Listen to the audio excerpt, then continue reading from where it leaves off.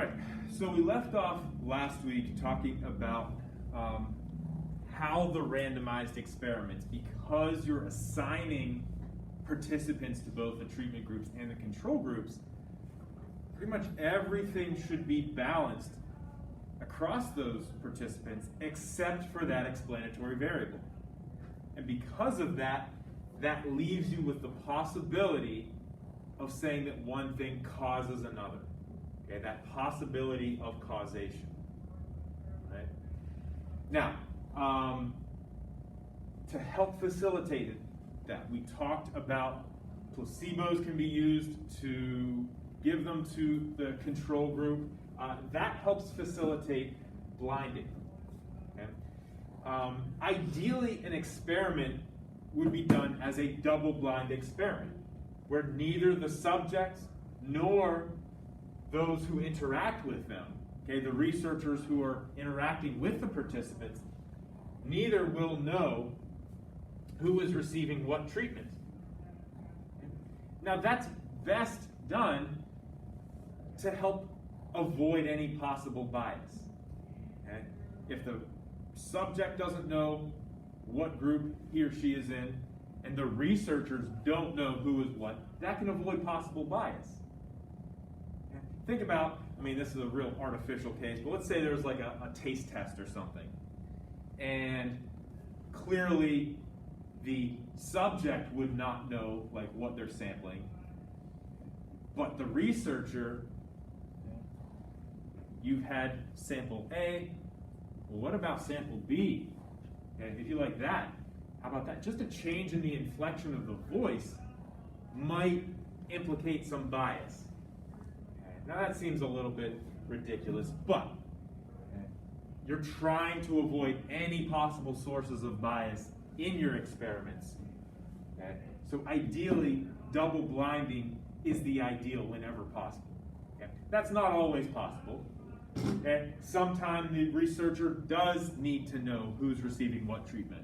Or reversed, sometimes it's the subject who knows the treatment that they're receiving. Okay? I mentioned like that diet plan last week. Okay? Clearly you know what type of diet you're receiving or you're consuming, but the researcher who's interviewing you, asking you questions about the process and how it's going, that person doesn't need to know what plan you're on. Okay? That person can just ask the questions, record the feedback, and then it's somebody back who's in control. This is participant C. Oh yes, that person is on the diet plan.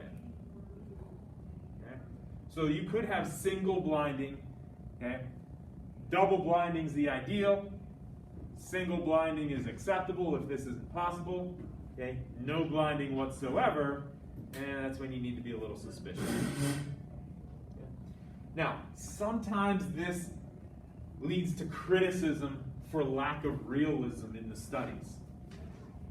Okay? I mentioned ecological validity last week, where sometimes your artificial results, your laboratory results, don't carry over to the real world because it's too artificial of a setting. Okay? Everything's clean in this perfect environment. Any lurking variables, or some lurking variables, can be kept out of it. But when you get into the real world, okay, that practical aspect kind of seeps in, and that influences the change. We saw a little bit of that in the placebo video. Okay? That was one of the criticisms of the placebos and their effectiveness, was that, well, these are theoretical things. These are laboratory experiments that don't have much practicality in the real world. Definitely something to consider. Here's an example of that. These center brake lights on cars, okay? They weren't required until about the mid-1980s. And when they were doing research to see if that was effective in helping reduce the rear-end collisions, they found that it was true, as they might reduce it as much as 50%. Okay? And the way this was done is some of the rental cars at the time had these rear brake lights on, okay, and they would watch them, they would track them, and they found a significant reduction in the number of rear-end collisions. But once this became law and all new cars had these third brake lights, the results weren't as significant. That dropped to only about a 5% drop in the rear-end collisions. And the reason here is that during the trials, these were the only cars on the road that had these third brake lights. Okay, so you're traveling, somebody slams on the brake, you see that. That's different. Okay, and you can react accordingly. But once these brake lights became commonplace, it wasn't as eye-catching, it wasn't as engaging. So that reduction in the rear-end collisions, that dropped rather significantly. There still was a slight decrease, okay, but not nearly as much when you only had a handful of cars on the road, and those were the ones that were involved with those rear-end collisions. Okay? This would be an example of that lack of realism, that ecological validity. It's not a laboratory itself necessarily, but it's some artificial design that once it extends to the real world and becomes commonplace, you don't see the same results. There's that ecological validity. The next few slides are looking at the actual setup of the experiments. Okay? And again, some of this might be familiar if you're taking psychology or took psychology. All of this is to help reduce bias. Okay? A match pair design, in this you are creating or using matching pairs of similar experimental units for comparing two treatments. Okay, so in a randomized experiment, in which within each matching pair of similar subjects, chance is used to determine which subject gets each treatment. Okay, so you have two individuals that are pretty similar to each other in all aspects, except you are randomly assigning one of them to receive the treatment and the other one to be in the control group, so getting the placebo or whatever. And then those two are followed and they're paired against each other for obtaining the results to see if there's any significant difference. Now sometimes a pair is really comparing yourself to yourself. In some cases, it's possible for the individual to receive both the treatment and serve as his or her own control. An example of that might be like a driving test, a distracted driving test, where you could do this as a randomized design where you have, to give an example, like 40 participants. Half of them are randomly assigned to drive this test track, and then half of them are assigned to drive it while like on their cell phone or texting something or trying to do something with the radio. Okay? And then they're compared to each other. But in a match pair design, you'd have the individual drive the test track, okay, without any distractions. Okay, you're taking measurements in terms of veering off the road and stuff like that, attention, things like that. And then that person would also drive it again while being distracted. And that person is compared to him or herself. Now that can be important here because some subjects naturally react faster than others.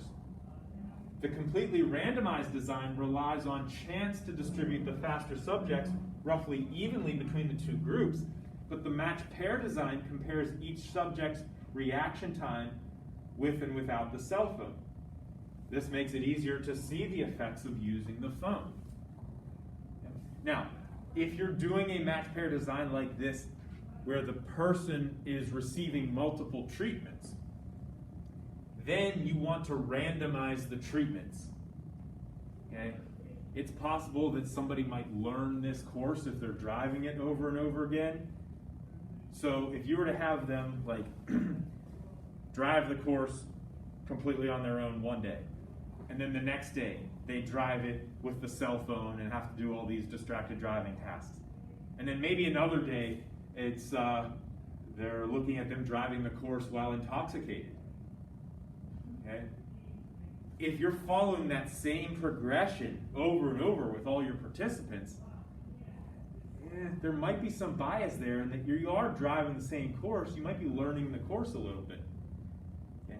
Ideally, you'd like to randomize the treatments. Day one, some people drive it intoxicated. Day one, some people are driving it while distracted with their phone. Day one, some people are driving it for the first time, no distractions. Okay? And then all of those treatments are randomized on successive days. Questions on a match pair design?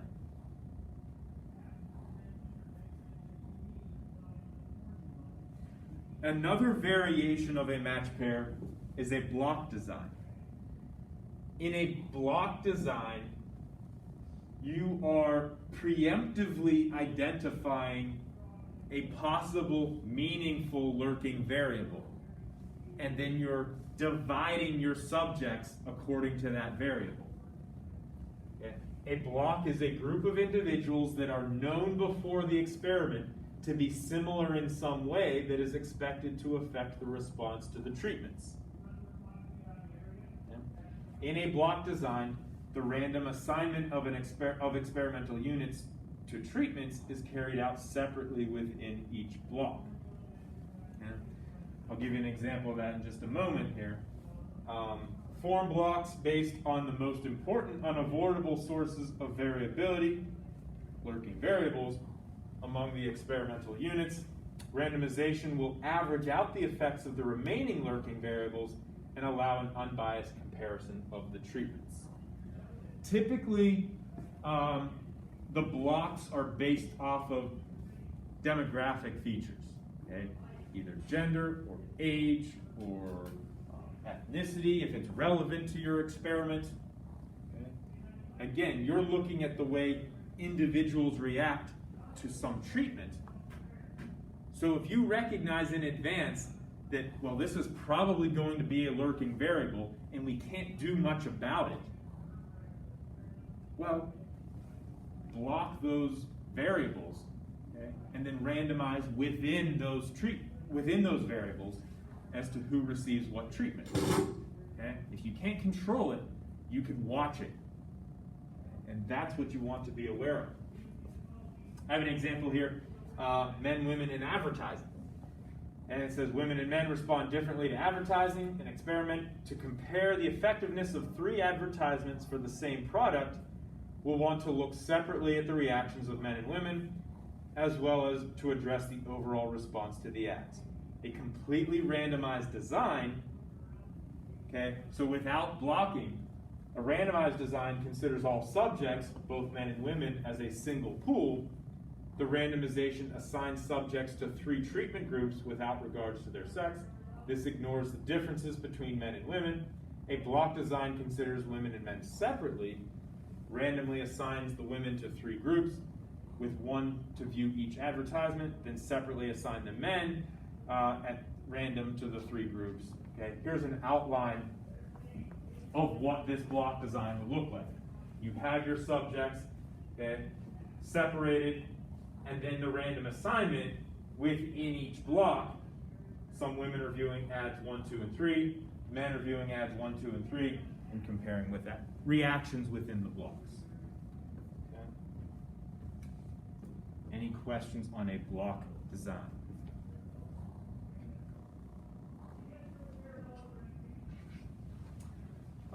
Let's walk through a little case study here to kind of show how these things can be taken into consideration. This is looking at individuals who are motivated to quit smoking. And you're looking at the effectiveness of a nicotine patch. Okay? So you have 240 participants. They were recruited for this. They're all existing smokers. And because this is a randomized experiment, they are randomly assigned to either the nicotine patch or a placebo patch. Okay? Makes sense. Obviously, if there was no placebo, and you know that this is about a nicotine patch and quitting smoking, if you're in the control group, then I didn't get a patch. I must be in the control group, and you're not really going to see much of a change, probably. Okay? But the way this was done, it's double-blinded in that participants don't know, because of that placebo, if it's the active nicotine patch or it's a placebo patch. The researchers who are interacting with these participants, they don't know who's in what group as well. Again, just trying to record information, record feedback, and then they'll take a look and see what's going on. Now, what they found, after 8 weeks, 46% of those in the nicotine group had quit smoking, compared to only 20% in the placebo group. And again, the way the nicotine patch is, that over time, it's reducing the amount of nicotine that the patch puts into your bloodstream, eventually kind of weaning you off of it to help you quit smoking. Placebo patch is just a patch. Extending those results over a year, they go down a little bit, but it does still appear that the nicotine group is more effective at getting the participants to quit smoking, 27.5% to 14.2%. And so we see a significant difference both in the short term and the long term. Now, as part of this study, they identified an interacting variable. Remember, an interacting variable is a lurking variable that you see a specific reaction, whether that's present or absent. What they found was that if they live with other smokers, it was more difficult for them to quit smoking, only if you're in the nicotine group. Okay? So the interaction was measured that after 8 weeks, the proportion of the nicotine group who quit smoking, if they lived with other smokers, was 31%. But in that nicotine patch group, if they did not live with other smokers, 58%. Okay, just round these numbers, 30% to 60%. The nicotine patch was almost twice more effective if it was used when they're not living with other smokers. And that makes sense, right? If you're trying to quit smoking, and you have this patch to help you try to quit smoking, but you're going home every night to be around family members who are smoking, that's got to be difficult. So you saw less effective results if you're in that nicotine patch group, if you're living with other smokers. It's an interacting variable. They really did not see this difference for the placebo group, which is interesting. Now, you saw this difference. It would be unfair to just group these together and say, well, it's really the average of those two. 46% of those in the nicotine group quit smoking. It's pretty much in the middle of those two numbers, but we saw that the nicotine patch worked best when the person is living with non-smokers. Okay? So really, that's the way it should be reported. Otherwise, it's misleading to combine those two numbers artificially. Okay? So this is a good exhibit here that even if you can't control something, you can't tell those people to go live with somebody else, you can tell them that, well, your environment, it does play a role in how well you're able to quit smoking. Okay? And you could use this as part of the incentive, maybe not just to get those people to quit, but to get the entire family to quit smoking. Last few things here. Been talking most recently about the experiments. I wanted to finish up with a few things for the observational studies. Some possible complications with those that we want to watch out for. Okay, we have already talked about the confounding variables and that implication of causation. Okay, you need to be careful with that from an observational study. Okay, that is not part of your conclusion. But also making sure that you're extending the results in an appropriate manner, and also what your control group is. It's very tempting to want to look at the past or existing data to serve as your control. Okay, I want to show you why you have to be careful with that. Okay, but first off, these implications of causation. Last week we talked about that smoking during pregnancy example. Okay? They found that the IQs are lower for the children of the mothers who smoked during pregnancy. And the difference was as high as 9 IQ points before accounting for confounding variables. We had mentioned diet and level of education for the mother, okay, reduced to a 4-point difference after accounting for those factors. Okay, so you can't control them, but you can kind of account for them and track those. Okay, they still found a 4-point difference. Now, even though you saw this difference across a well-constructed study, you still cannot say that it's the smoking mothers causing a lower IQ for their children, because it's an observational study. Okay? There are these other variables that they tend to get clustered. They tried to identify some and track them, but you still cannot get causation from an observational study. Inappropriately extending the results. Okay? A lot of times that there's a poor sampling method, that's not going to be representative of any population. We saw how skewed the sample can be if it's a convenient sample in terms of representing that population. There's a study that was looking at a possible relationship between male pattern baldness and heart attacks. And the way this sample was collected is they didn't want to have this be a long study and look at males who have signs of male pattern baldness and follow them for several years or decades and see if they developed heart attacks. No. Instead, they went to a hospital, found men who were already hospitalized for heart issues, and looked backwards to see if they had male pattern baldness. Well, these males are already hospitalized. You know this word. Hospitalized. There it is. What greater population is this trying to represent? Are you trying to extend this to all males? They're in the hospital. I mean, there might be other health issues there as lurking variables that could also be influential in determining that heart attack, in addition to just being bald or not. Okay? Remember, don't forget about the rules that this sample should be representative of a greater population that you're trying to describe. All right, lastly, using the past as a source of data. These are called retrospective studies, when you're looking backwards for data. Okay? They're unreliable for a number of different reasons. And these can vary based off the nature of the study. But if you're asking people to recall past events or past behavior, that's not really authentic all the time. That's unreliable.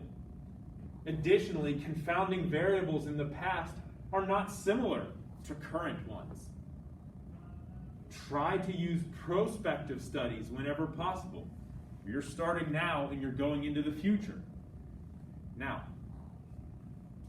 that can be difficult because it's much more expensive and obviously it's much more time consuming. Okay, but you want to start now, move forward into the future and see how things change. No, you're not going to get immediate results. But if you want accurate results and trustworthy results, that's the way it has to be done.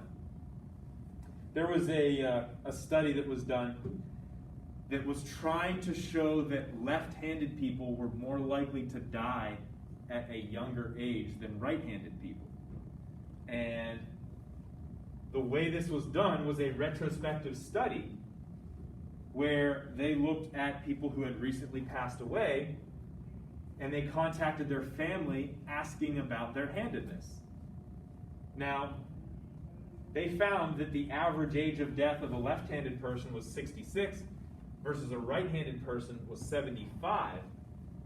But that wasn't taking into consideration that for a long time, being left-handed has been thought of as being a bad thing. And in the early 20th century, like if a child started to exhibit traits of being left-handed, the parents would try to work that out. They would like literally tie that hand around their back and make them do things right-handed. Okay? Which is complicating these sorts of things where maybe that individual is truly left-handed, but they live their life doing things right-handed. I know my one of my good friends had mentioned that his grandfather was left-handed for everything except he played golf right-handed. Because when he was growing up, the only golf clubs that were available were right-handed golf clubs. So he was left-handed through and through, but learned how to play golf right-handed. And even when he was able to purchase left-handed golf clubs, he still did it right-handed. Okay, so you can train the mind or the body to function in different ways, but it's not really changing if the person was left-handed or right-handed in this case. Okay? So many people in this study may have been influenced at the time that it was done. So the ideal is to do a prospective study where you're starting now, moving forward, even though you're not going to get immediate results. Anybody have any questions on any of this stuff? I know that there's a lot of detail in this section, okay? But on the surface, like a lot of this comes down to common sense. Okay? Make sure the overarching rule is that you want things to be as balanced, as even as possible between the groups that you're comparing, with the exception of that explanatory variable. Okay, so whether it's done as a randomized study or randomized experiment, leaving the door open for the possibility of causation, okay, you're assigning treatment to the individual groups. Okay, those lurking variables that confound your results, they should be pretty much balanced between the two groups. Observational study, you still have that explanatory variable, but the groups are kind of self-populating in terms of, do the individuals exhibit these characteristics on their own or not? Okay? But you have to watch out for those lurking variables because you don't have any control over those in an observational study, limiting you, and you're not able to say causation at the end of an observational study. All right, so you do have a homework assignment that last week I had mentioned it was going to be due on Tuesday, but as I was thinking of my Friday classes that I see, I wasn't going to be able to work with them in time to finish the lesson, so I bumped that back for everybody. It's due Thursday morning. Okay, you know I don't see you this Wednesday remotely because of an in-service day for us. Okay, so I made that adjustment on the assignment page in the calendar. Okay, so that's Thursday at the end of homeroom. We have about 15 minutes right now that you can either begin or continue working on that. If you guys don't have any questions, you guys at home are free to sign off. Okay? Have a good day. Make sure you get this done.